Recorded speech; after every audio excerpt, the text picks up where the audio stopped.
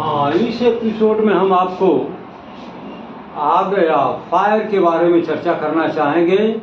जैसा कि आपने देखा कि आपदा से उत्पन्न होने वाली जो तमाम दिक्कतें हैं, इन पर एक सीरीज के हिसाब से क्रमशः आपको एक एक आपदा के बारे में बताया जा रहा है, उस पर चर्चा की जा रही है। तो आज के एपिसोड में जिस बिंदु पर हम जिस टॉपिक पर जिस आपदा की चर्चा करेंगे वो आपदा है आग, यानी फायर। तो जैसा कि अभी आपने पिछले एपिसोड में देखा, बहुत सारी आपदाएं हैं, तो उसी तरीके से आग भी या फायर भी एक आपदा है जिससे काफ़ी जान माल की नुकसान की क्षति हो सकती है, और ये इतना भीषण रूप ले लेती है कि काफ़ी लंबे पैमाने पर ये उपद्रव देखने को मिलता है। काफ़ी लोगों की जान इसमें चली जाती है, काफ़ी प्रॉपर्टी जल करके राख हो जाती है। तो यह आपदा भी बहुत ही घातक श्रेणी की आपदा में गिनी जाती है। यह प्राकृतिक एवं मानव जनित दोनों तरह की आपदा होती है। यह कभी कभी इतना विकराल रूप ले लेती है कि अनगिनत लोग एक ही झटके में अपना जीवन गंवा बैठते हैं, और इसमें जन और धन दोनों की क्षति होती है। कभी कभी एक बहुत छोटी सी चिंगारी भी बहुत बड़े आपदा का कारण बन जाती है, और काफ़ी लोगों का जान माल का उसमें नुकसान हो सकता है। अब आग लगी है, यदि उस समय कोई हवा बह रही हो तो थोड़ा सा हवा के बहने का फ्लो का अगर इसको साथ मिल जाए तो फिर ये आग इतना तेज़ी से फैलती है कि इसको नियंत्रित करना काफ़ी मुश्किल हो जाता है, और लोगों को संभलने का मौका तक ये नहीं देती है, और एक झटके में ये काफ़ी नुकसान कर जाती है। तो आग की जो ये आपदा है, ये काफ़ी सीवियर आपदा, घातक आपदा मानी जाती है, और इसमें कुछ ऐसे कारण हैं जिनकी वजह से इस तरह की आपदा हमारे आपके बीच या देखते ही देखते एक विकराल रूप ले लेती है। तो इसके कारण में हम आपके साथ चर्चा करना चाहेंगे कि आखिर आग फैलती कैसे है, कैसे लग जाती है। तो ये घर के अंदर अगर गैस सिलेंडर फट जाए तो फिर आग लगने से कोई रोक नहीं सकता। अब आज के युग में तो गैस सिलेंडर इसका एक कारण माना जा रहा है, या ऐसे बहुत सारी घटनाएं हो जा रही हैं। लेकिन जब ये गैस सिलेंडर नहीं हुआ करते थे तब लोग सामान्य रूप से ये उपले पर या लकड़ी पर ही खाना बनाने का काम कर लिया करते थे। तो उसमें से चिंगारियाँ निकलती हैं, या थोड़ा सा सावधानी हटी और दुर्घटना घटी। तो जो लकड़ी या उपले पर लोग खाना बनाते थे उससे भी बहुत सारी घटनाएं हो जाया करती थी। लेकिन अब आज के युग में वो लकड़ी और उपले का सिस्टम तो है नहीं, लेकिन ये गैस सिलेंडर भी कम घातक नहीं है।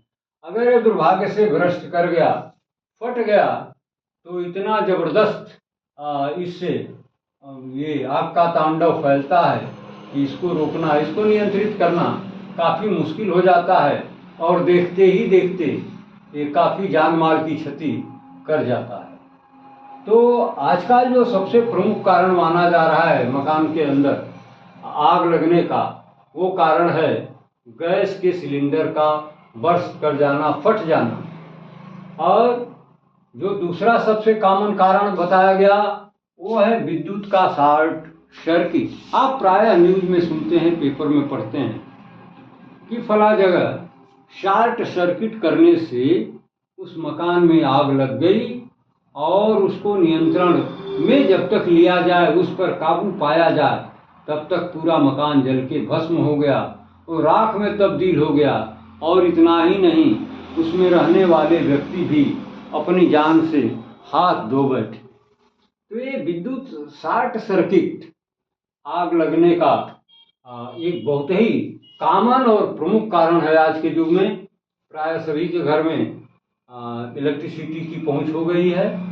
कहीं न कहीं ये वायर वगैरह खुले लोग छोड़ देते हैं या ठीक से उसको जोड़ते नहीं, उस पर टेपिंग नहीं करते हैं, तो फिर ये उससे चिंगारियाँ निकलती हैं और वो आग का रूप ले लेती हैं और फिर वो एक घातक आपदा के रूप में कन्वर्ट हो जाती है। तो ये गैस का जो सिलेंडर है मकान के अंदर फट जाए तो आग की जैसी घटना हो जाएगी। यदि विद्युत का शॉर्ट सर्किट हो गया तो फिर कोई रोक नहीं सकता है, ये आग का तांडव आपको देखने को मिल जाएगा। फिर प्रायः यह सुनने में आता है कि फला सिटी में फला जगह ये पटाखे की फैक्ट्री थी, पटाखे का कारखाना था या पटाखे का शोरूम था, बहुत बड़ी दुकान थी और उसमें विस्फोट हुआ, क्योंकि ये जो पटाखे होते हैं ये विस्फोटक के मदद से ही बनते हैं, बहुत एक्सप्लोसिव होते हैं। तो उनमें यदि थोड़ा सा कहीं से असावधानी हुई तो फिर ये मंजर देखने को मिलता है कि वो इतना विस्फोट फैलाते हैं कि छतें उड़ जाती हैं, दीवारें उड़ जाती हैं, टीन से जुड़ जाते हैं और काफ़ी लंबे पैमाने पर ये तबाही मचा देता है। क्या ये पटाखों के जो मटेरियल्स होते हैं उनमें काफ़ी विस्फोटक होते हैं और उनमें काफ़ी बारूद का हम ये लोग यूज करते हैं। तो इस तरह की घटनाएं इस तरह के पेशे में, इस तरह के धंधे में प्रायः देखने को मिलती हैं। तो अभी आपने देखा कि घर के अंदर सिलेंडर का फटना, विद्युत के तार से शॉर्ट सर्किट का होना, पटाखों की दुकानों में बारूद का ब्रस्ट कर जाना, उसमें आग लग जाना, फिर घास फूस की झोपड़ियों में आग का लग जाना। हालांकि अब तो ये घटना बहुत कम हो गई है, क्योंकि अब घास फूस के और झोपड़ियों के मकान तो अब बहुत संयोग से कहीं बच गए हैं। जो बहुत दूर दराज के इलाके हैं वहीं पर मिलेंगे, फिर भी कहीं ना कहीं तो आपको मिल जाएंगे।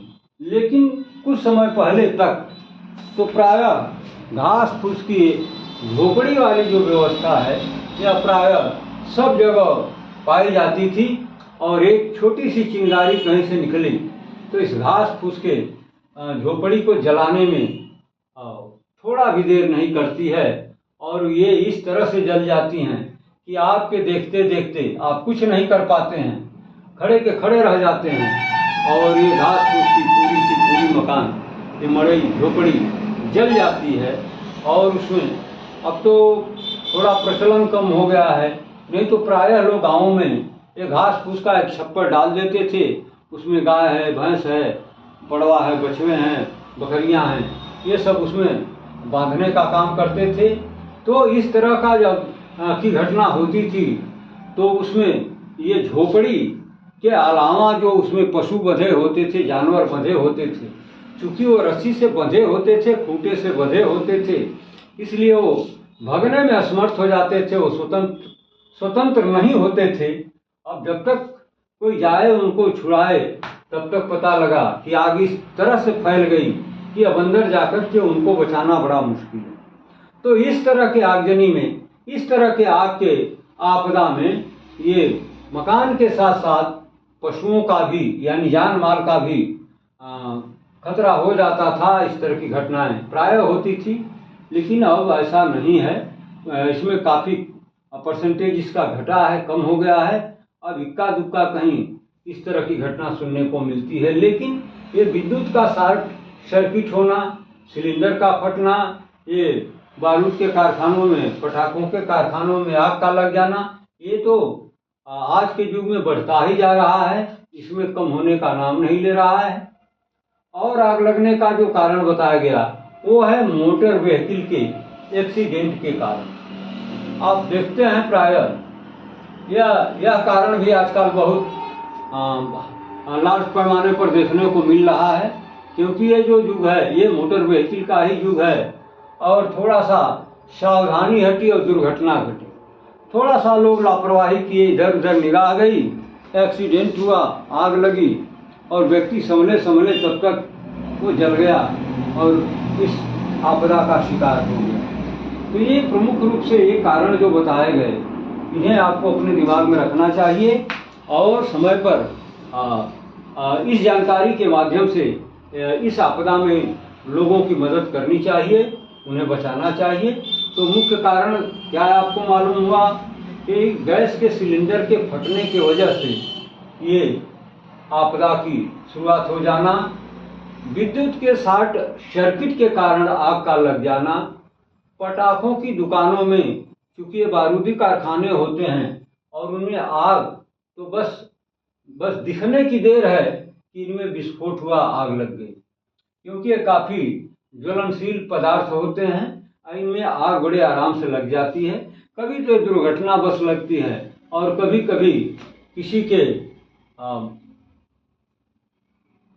इच्छा से भी ऐसा हो जाता है। जो लोग कुछ इस विचार के होते हैं तो वो भी इसमें अपना योगदान दे देते हैं और इसके कारण वो बन जाते हैं। ये मोटर व्हीकल आजकल एक्सीडेंट बहुत हो रहे हैं और जहाँ दो मोटर आपस में लड़े तो आग तो लगेगी ही। तो यही आग फैलने के मुख्य कारण हैं। अब इनको आप जान लीजिए, अपने संज्ञान में रखिए। लेकिन अगर इस तरह की आपदा आपके सामने होती है तो आपको क्या सावधानियां लेनी चाहिए, इनके नियंत्रण के लिए क्या उपाय आपको करने चाहिए, ये सारी बातें आगे की पंक्तियों में आपको मिलेगा। तो सबसे पहले अगर इस तरह की आपदा को आप देख रहे हैं, आपके सामने हो रहा है, या आप ऐसे जगह पर उपस्थित हों जहाँ पर ये आग की आपदा सामने दिख रही है, तो इसमें उजलत में न आकर के बड़े दिमाग से, शांत चित्त दिमाग से, सुलझे हुए दिमाग से इस आपदा से बचने का जो आप निर्णय लेंगे वो उजलत में नहीं, जल्दबाजी में कोई निर्णय नहीं लेना चाहिए। अन्यथा ये आपदा का जो प्रभाव है वो काफ़ी बढ़ सकता है, इससे नुकसान का जो परसेंटेज है वो और बढ़ सकता है।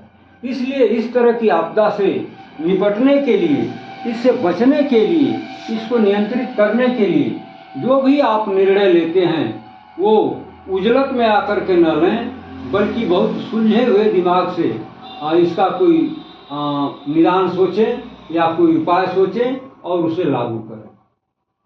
क्योंकि जल्दबाजी में लिया गया निर्णय आत्मघाती कदम हो सकता है, इसलिए जल्दबाजी में कोई निर्णय न करें।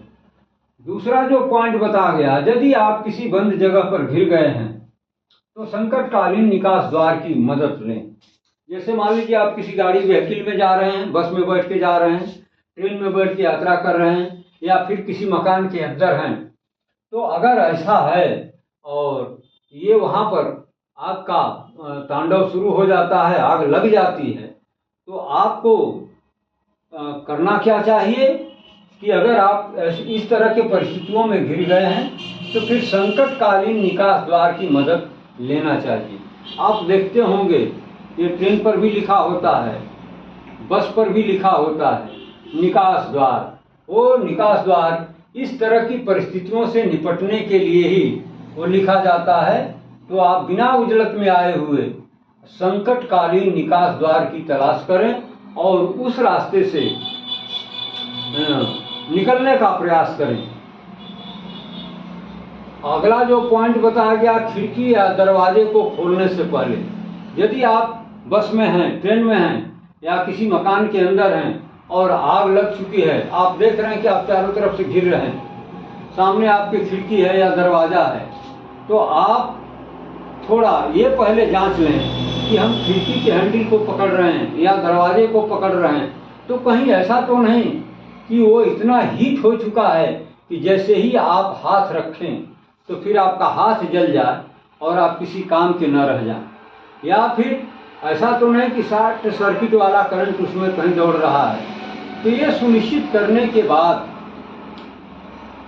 तो तभी आप खिड़की या दरवाजे को खोलने का प्रयास करें, अन्यथा जो आप सोच रहे हैं वो लाभ मिलने के बजाय आपका उल्टे काफ़ी नुकसान हो जाएगा और आप और भी मुश्किल में फंस जाएंगे।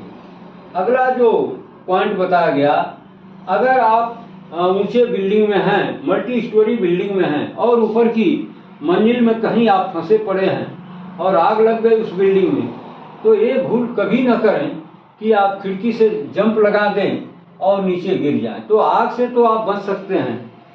लेकिन अगर खिड़की से आपने कूद कर प्रयास किया बचने का, तो पता लगा कि कूदने की वजह से ही आपके हाथ पैर टूट गए और आप मुश्किल में फंस गए। तो इस तरह की भूल कभी न करें। अगर ऊपर की मंजिल में वास्तव में आप फंसे पड़े हैं, तो आप आसपास के लोगों को आवाज़ लगाइए, उनके मदद के लिए गुहार लगाइए और उनके मदद से वहाँ से निकलने का प्रयास करिए। लेकिन ऊपरी मंजिल से भूलकर भी कूदने का प्रयास न करिए। पांचवा पॉइंट जो बताया गया, आग को आर पार करते समय यदि आग लगी है और आप इस पार खड़े हैं और उस पार किसी को बचाना है, चाहे वो आदमी हो, चाहे वो कोई प्रॉपर्टी हो, कोई सामान हो और बहुत बहुमूल्य है, उसको बचाना जरूरी है, तो आप जब भी उसके पास पहुंचने का प्रयास करेंगे तो जलती हुई आग के बीच से आपको क्रॉस करना पड़ेगा। तो अगर इस तरह की परिस्थिति है तो आपके शरीर के जो खुले हुए भाग हैं उनको पहले आप अच्छे से सुलझे दिमाग से कंबल या कंबल जैसे किसी मोटे कपड़े से कवर कर लें, अपनी बॉडी को उसमें लिपट लें। इसके बाद तो आप आग को क्रॉस कर सकते हैं। अन्यथा इस तरह की भूल न करें, जज्बात में आकर के तुरंत ऐसे खुले हुए हाथ पैरों के साथ उसको क्रॉस करने का कभी भी प्रयास न करें। अगला जो उपाय बताई गई वो है विषाक्त गैसों से बचने के लिए फर्श पर खड़ा नहीं बल्कि झुककर चलना चाहिए। हाँ, जब आग लगती है, धुआं उड़ता है, तो फिर उसमें कार्बन मोनोऑक्साइड की भी मात्रा जुड़ जाती है, जो कि जीवन के लिए काफ़ी घातक गैस की श्रेणी में आती हैं।